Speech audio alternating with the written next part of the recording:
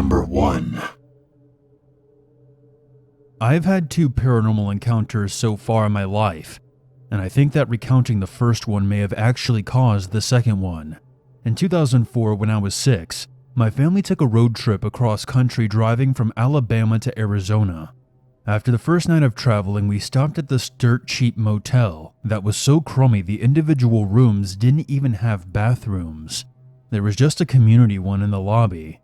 After we had all been settled, I asked my grandfather if he would walk me to the bathroom because it was dark outside and I was afraid to go alone. He took my hand and we left the room when we saw something pale and tall dart across the parking lot.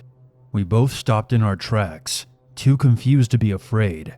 Whatever the thing had been, we had only caught a brief glimpse of it, but we saw enough to realize it was something not quite right. It was kind of like leafing through the pages of a gardening catalog and spotting a picture of a toaster, except in our case we couldn't flip back through the pages to make sure. I don't remember if my grandfather said anything, but I guess we kind of shrugged it off and continued to the bathroom.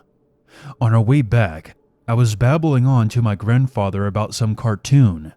The glimpse of the strange pale creature was already forgotten. Then my grandfather froze and told me to be quiet. Across the parking lot was an empty plot of land with an ancient rusty bulldozer tilting sideways in the dirt. It took me a moment for my eyes to adjust, but when I saw it, I remember gasping and clinging on to my grandfather's leg. There was something tall and skeletal slumped over, or perhaps leaning on the bulldozer, with its back towards us, and it was swaying slightly back and forth, as though it was dizzy and trying to catch its breath. As young as I was, I understood that if this thing was only leaning against the bulldozer, but still making it tilt sideways, regardless of how frail it looked, it had to have been incredibly strong. For perhaps 10 or 12 seconds we stood there silently, too afraid to move. My grandfather finally bent down and picked me up, but when he lifted me up, I remember his old joints popped. Then the thing spun around to look towards us. I remember 2 enormous pale eyes, as clear as fire against the night sky, staring straight at us for perhaps 3 seconds, before making a sharp screaming noise and bolted away from the bulldozer and sprinted into the darkness on 2 legs. I remember the metallic sound of claws against the bulldozer's rusty frame as it took off. I remember I started crying my eyes out and pleaded to go back to the room, but my grandfather turned around, and we noticed that the manager that we had met in the lobby was standing outside, facing the dirt lot as well, but unlike us, didn't seem nearly as terrified. My grandfather asked him what the hell that thing was, and the manager simply replied, "That was a skinwalker." Now on to my second encounter. In 2008, when I was 10, I was in Boy Scouts, and during the summer we drove to Utah for a camping trip deep in the woods. After setting up our campsite, the kids gathered around the fire and began hounding each other for stories about their scariest experiences. Of course, I shared my story about the skinwalker, but not only did no one believe me, I failed to even creep anyone out. But I was 10 after all and probably had done a shitty job explaining the details. That night, the other scout I was sharing the tent with wouldn't settle down and go to sleep, and his restlessness was keeping me awake. I told him to stop moving, but he said he heard something outside the tent. I reminded him that we were in the woods, and it was probably just some animal, but he was convinced that the sound was getting closer. I stupidly called out loudly for whatever the thing was to scram, hoping to scare the supposed animal off. But immediately after I called out, we heard the most blood-curdling scream I ever heard in my life.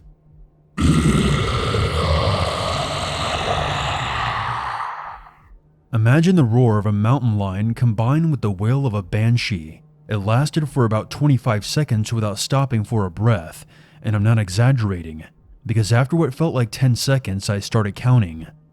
We went dead silent, but from around the campsite we heard other kids freaking out. The kid next to me pissed his pants. I unzipped the tent and peered outside to see one of the scout leaders walking across the camp with his shotgun up.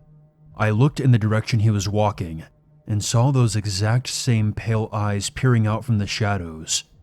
The counselor fired the shotgun, but the eyes didn't even flinch. He fired it a second time. But again the eyes remained locked on him. He cocked the gun to fire a third time when the creature stepped out of the darkness. It looked like a wolf this time, standing on its hind legs with deer antlers sprouting out from its head. I was sure of what I saw. The scout leader fired for a third time, and the skinwalker turned around and disappeared into the woods. As far as I know, the scout leader and I were the only two who actually saw it, but I didn't say anything. We immediately abandoned the camp and made for the bus in our pajamas, leaving all the equipment behind. One of the campers lost their puppy, and unfortunately we had to leave it behind after a few short minutes of calling it. As far as I know, our tents are still there. So those are my stories.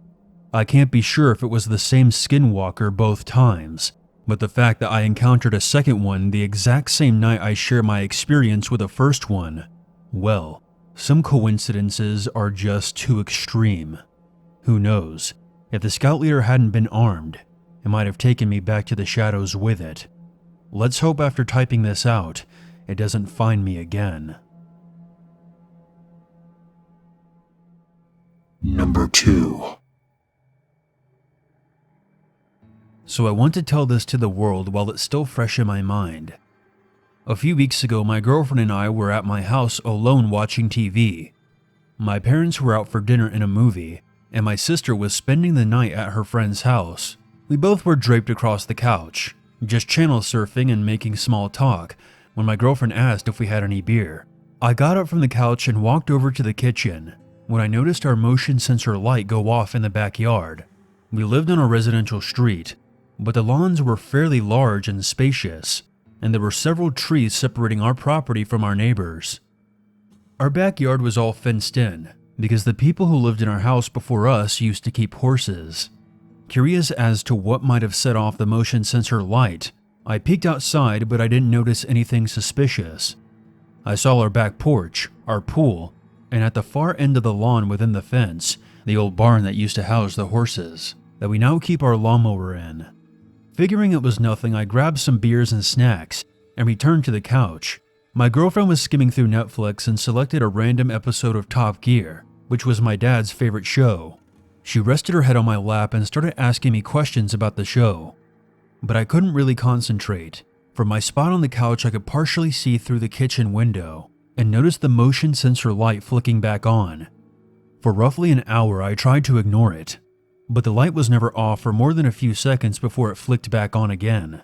And when the episode finally ended, I was somewhere between very annoyed and slightly spooked.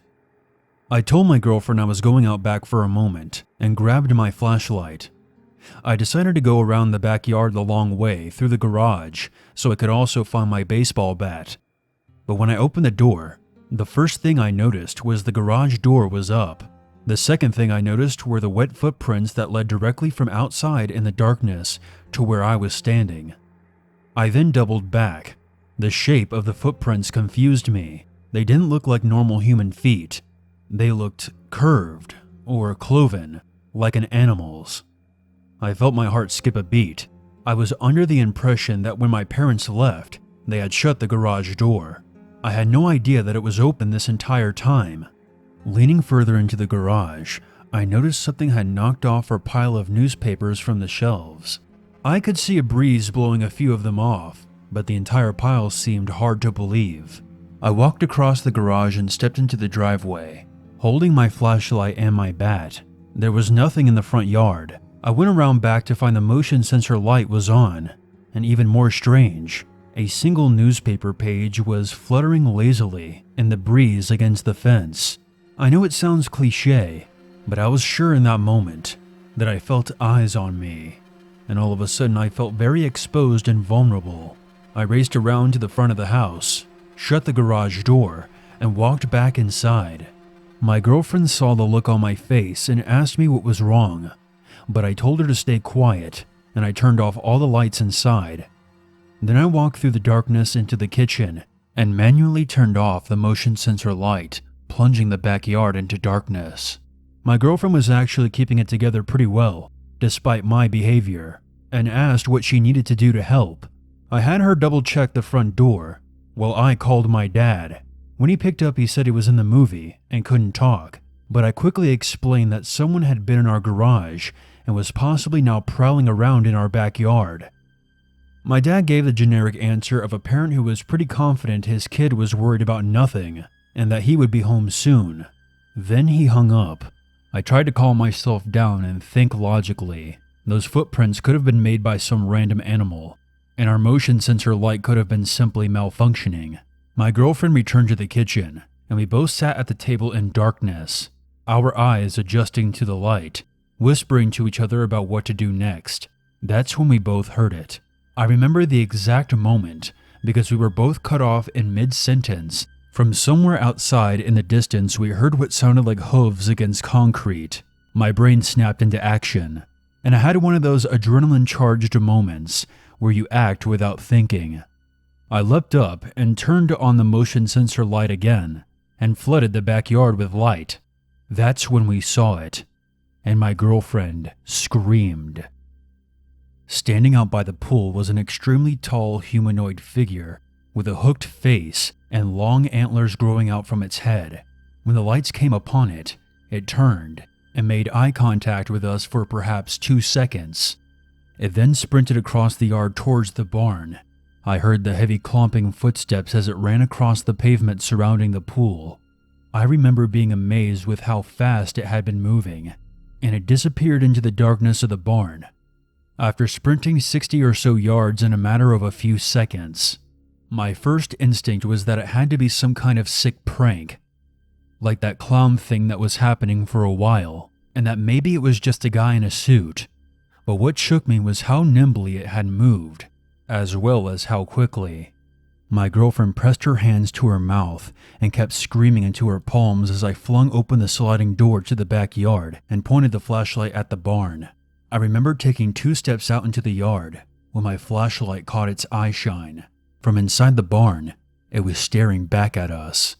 I am shaking as I'm typing this, and all my lights are on, because in that moment, I remember in my head screaming, "Holy fuck, humans do not have eye shine like that."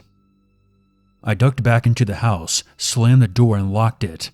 I grabbed my girlfriend by the arm and grabbed my car keys from the hook in the wall. We ran out of the front door, sprinted across the front lawn, and practically dove headfirst into my car. We then floored it out of there. From the safety of the Walmart parking lot down the road, we called the police. My parents weren't happy when they got home to find 3 cop cars in their driveway. The police checked out the barn and saw the tracks in the dirt, and concluded that it was likely some kind of animal that had spooked us. But my girlfriend and I continued to insist that it had been standing on 2 legs. The cops eventually left without even filing a report. It didn't help that my girlfriend and I were both barely of legal drinking age and smelled of beer. My parents apologized to the cops about 60 times. Since that night, I've been over it about 1,000 times in my head. I'm sure of what I saw, and I don't think it was some random animal. It was intelligent. It had quietly crept into our garage to listen by the door, while we sat a few feet away on the couch. Then it likely knocked over the newspapers with its antlers. I think it was the creature known as the Goat Man. I moved out of my parents' place, and I'm living with my girlfriend in a 3rd-floor apartment now. We both feel much better. I talked to my dad the other night on the phone, and he said that the motion sensor light was on all night. Number 3. I probably shouldn't be sharing this story, as technically it's still an open police investigation, but I'll change the names for privacy. I need to get it off my chest. I'm hoping that if I stop bottling up the fear and talk about it, even anonymously, I'll be able to sleep soundly again. In early summer of 2015, my friend Michael invited some friends and I to his place for a bonfire. His parents are loaded and own a massive property with a lake and surrounding woods in Alabama. His parents had just recently purchased a brand new RV and had driven down the long dirt road that led behind their houses to park it by the lake. I suppose they saw it as their lake house. I don't get it. Fucking rich people. Point being that Michael wanted to have a bonfire right outside the RV and have some friends over to drink and listen to music. Aside from Michael and myself, our group included Derek, Jake, and my friend with benefits, Carrie. We were all of drinking age, but just barely, and Jake had actually just turned 21 a few days earlier. We loaded up Mike's car with 2 30-packs, pizza, weed, music, and some other snacks, and everything we would need to start and maintain the fire. We drove down the dirt road to the lake and parked by the RV. It would have been at least a 10-minute walk without the car, and we didn't feel like carrying all the supplies downhill, and we definitely didn't feel like walking back uphill later on. The first few hours was just a blur of booze and weed. We all got hammered and baked, and listened to music while we leapt in and out of the lake, and the guys kept trying to get Carrie to take her top off, which I personally had mixed feelings about. After all the pizza and wings and s'mores were gone, we sat around the fire being dumb southern kids talking about all manner of things we would have never spoken about in front of our parents. Derek was wasted worse than any of us, and stood up and pissed directly into the fire right in front of all of us. We started screaming and laughing and throwing beer cans at him, and when he was finished, he pointed to the far side of the lake and screamed, "Look, a fucking moose!" We all glanced over, but I couldn't see anything in the dark. Mike called bullshit and claimed that he had never seen a moose on his property before. Derek insisted he could see it and continued to point. I stood up shakily and squinted. I was able to make out a 4-legged animal with antlers against the trees about 40 or so yards away. Honestly, I was so drunk I was probably misreading the distance quite a bit. Out loud I said, "Yeah, I see it too, but I'm not sure it's a moose. Could be a buck." Mike and the others stood up, but none of us could make it out.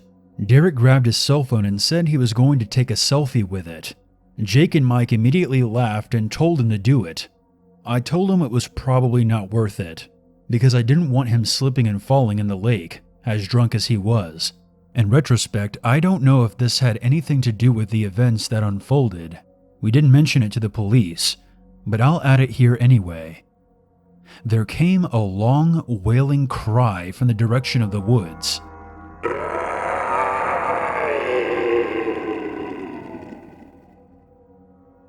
None of us could tell exactly where it had originated, but it definitely didn't sound like a moose. I think we were all shaken, but were acting braver than we felt. Mike remarked that he wasn't sure what it was, probably some dying animal, and went back to smoking his blunt and playing a game on his cell phone. Despite the wailing sound, Derek had already begun making his way around the lake to get a picture with the moose. I knew it was a bad idea, and looking back, I really should have stopped him. Carrie was getting frisky though, and kept sliding her hand down the back of my pants. So we went into the RV and started making out on the couch. I'm not sure how long exactly we were in there, but we had just rounded second base and were getting ready to head to the bed when Jake opened the door and told us to stop fucking around and get back out there to help him look for Derek. Carrie and I composed ourselves and came back outside to see Mike about a dozen yards away calling Derek's name. Jake was calling Derek's cell but wasn't getting an answer. I thought, damn it, he may have fallen into the lake. We grabbed some flashlights and made our way together as a group around the lake in the direction Derek had been heading. When we were about halfway around, Mike went one way, Jake went another, and Carrie and I stayed close to the water, looking for any trace of him possibly falling in. Again, in retrospect, we should have taken the situation much more seriously and called Mike's parents, but we were all plastered and not thinking straight. After what felt like 10 minutes, I stopped to piss, and Carrie started complaining about how she was cold. We turned around to head back in the direction of the fire, which we could still see clearly through the trees. I called out to Mike and Jake that we were heading back, but neither of them called back in reply. After another moment is when it happened. To this day, I'll never forget it. I was walking just behind Carrie when I stopped to lean my right hand on a tree and lifted my right sneaker up to remove a pebble or something that had been caught in it. And my flashlight beam drifted when I brought my left hand down. That's when I heard a grunt or a heavy exhale. Which might have been because of the sudden rapid movement of the flashlight, but it definitely wasn't a human sound. It was far too deep. I straightened up and shone my flashlight beam into the woods, and I saw it. It was the moose, and it was staring right at me, but there was blood staining its teeth and dripping down from the fur around its mouth. Just beneath it, lying on the ground, I caught a glimpse of a human's lower body. Then, the unthinkable happened. The moose stood up on its hind legs. Whatever it was not a moose. I remember exactly what I did. I screamed "fuck" as loud as I could and yelled at Carrie to run. I grabbed her arm so hard when I dashed by her I left a bruise. She was freaking out and panicking, having had no idea what I had just seen, and yelling questions at me. But I just kept telling her to run. She tripped and went sprawling forward, and for maybe 2 or 3 seconds, I think I was actually dragging her. But I stopped, helped her back up, and we both kept running. When we reached the bonfire, I turned and saw Jake sprinting out of the woods after us. I kept running past the RV and jumped into the driver's seat of Mike's car. But the keys were not in the ignition. I wasn't about to go searching the camp looking for them. Mike may have had them on him still, and I definitely wasn't going to risk locking myself in the RV. I grabbed Carrie again and sprinted up the hill, Jake following right behind. When we got to the house, we burst through the back door and started screaming that Mike and Derek were dead, to which Mike's parents flipped their shit. They called 911, and Mike's father grabbed his gun and drove his Jeep down the hill.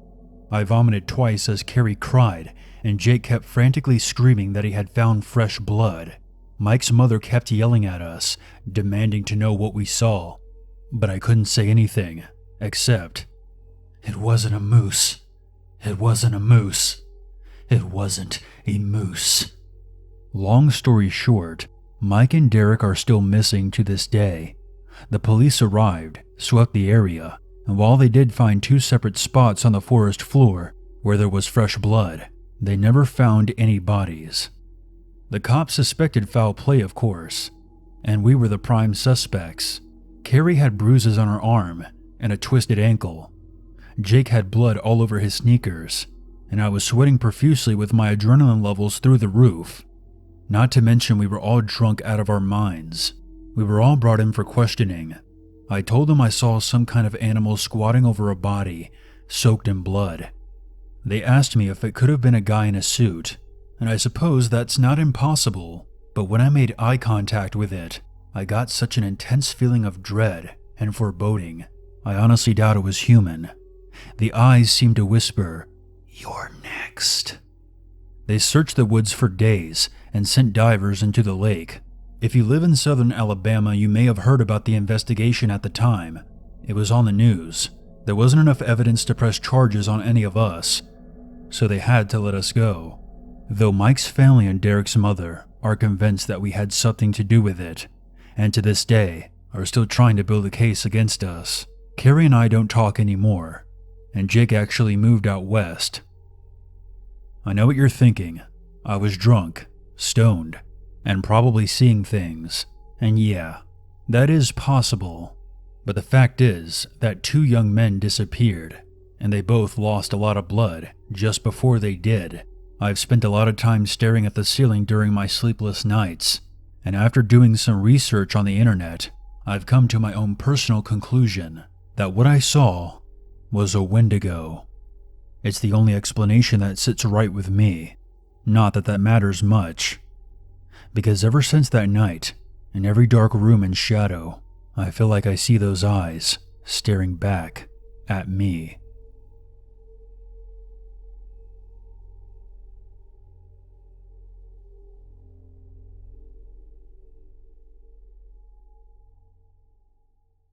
There's always a reason to be afraid.